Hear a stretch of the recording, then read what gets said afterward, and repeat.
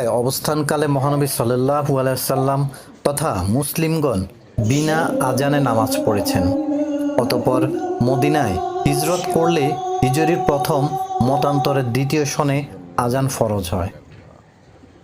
সকল মুসলমানকে একত্রে সমবেত করে জামাতবদ্ধভাবে নামাজ পড়ার জন্য এমন এক জিনিসের প্রয়োজন ছিল যা শুনে বা দেখে তারা জমা হতে পারতেন। এজন্যে তারা পূর্ব থেকেই মসজিদে উপস্থিত হয়ে নামাজের অপেক্ষা করতেন। এ মর্মে তারা একদিন পরামর্শ করতে লাগলেন। কেউ বললেন, নাসারাদের মতো ঘণ্টা আমরাও ব্যবহার করব। কেউ কেউ বললেন, বরং ইহুদিদের মতো শৃঙ্গের ব্যবহার আমরাও করব।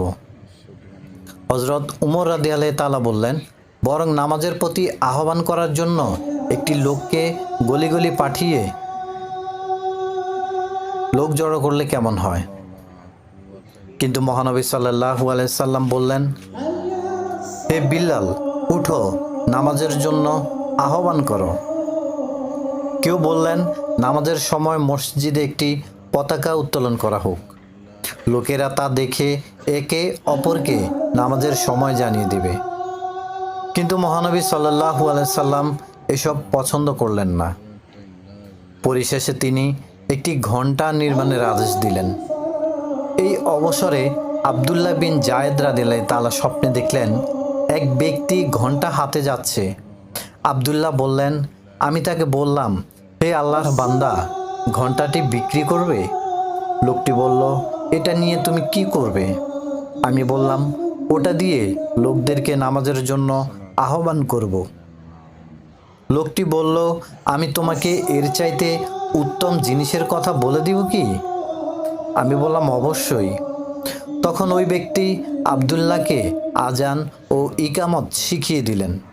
অতঃপর সকাল হলেই তিনি রাসূল সাল্লাল্লাহু আলাইহি সাল্লামের নিকট উপস্থিত হয়ে স্বপ্নের কথা খুলে বললেন। সব কিছু শুনে মহানবী সাল্লাল্লাহু আলাইহি সাল্লাম বললেন, ইনশাআল্লাহ এটি সত্য স্বপ্ন। অতএব তুমি বিল্লালের সাথে দাঁড়াও এবং স্বপ্নে যেমন আজান শুনেছ ঠিক তেমন করে বিল্লালকেও শোনাও।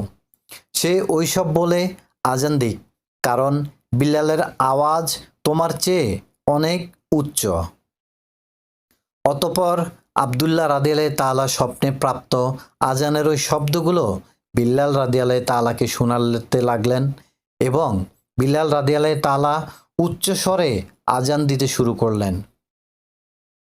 উমর রাদিয়াল্লাহু তাআলা নিজ ঘর হতে আজানের শব্দ শুনতে পেয়ে চাদর ছেঁচড়াতে ছেঁচড়াতে তাড়াতাড়ি বের হয়ে মহানবী সাল্লাল্লাহু আলাইহি সাল্লামের নিকট উপস্থিত হয়ে বললেন, সেই সত্তার কসম, হে আল্লাহর রাসূল, আমিও 20 দিন পূর্বে স্বপ্নে ওই রূপ দেখেছি। আল্লাহর রাসূল সাল্লাল্লাহু আলাইহি সাল্লাম তাকে বললেন, অতএব যাবতীয় প্রশংসা আল্লাহর জন্যই। ভিডিওটি ভালো লাগলে অবশ্যই সাবস্ক্রাইব করবেন, আপনার মূল্যবান মন্তব্যটি দিয়ে যাবেন, লাইক করবেন, শেয়ার করবেন।